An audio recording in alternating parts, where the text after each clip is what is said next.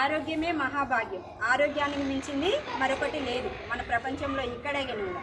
ముందుగా మనం ఆరోగ్యంగా ఉండాలంటే మనతోనే స్టార్ట్ చేసుకోవాలి. ముందు మన దేహాన్ని పరిశుభ్రంగా ఉంచుకోవాలి. దేహ పరిశుభ్రంతో పాటుగా మన చుట్టూ పరిసరాలను కూడా పరిశుభ్రంగా ఉంచుకోవాలి.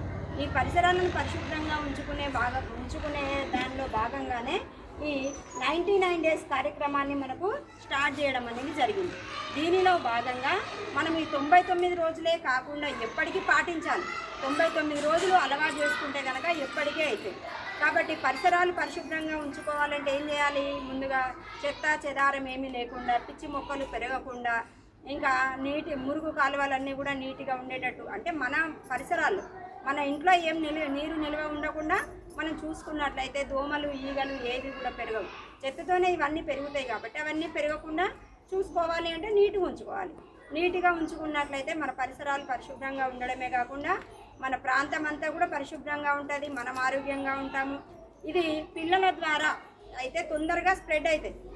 కాబట్టి మీ వంతు బాధ్యతగా మీరు నీట్గా ఉంచడమే కాకుండా మీ చుట్టుపక్కల వాళ్ళ పెద్దవాళ్ళకి అందరికీ కూడా చెప్పాలి ఎట్లా మన పరిసరాలన్నింటినీ పరిశుభ్రంగా ఉంచుకోవాలి, మనం ఆరోగ్యంగా ఉండాలి అనేది మీరు చేరవేయాలి. పాటిస్తారా మరి ఈరోజు నుండి? Thank you.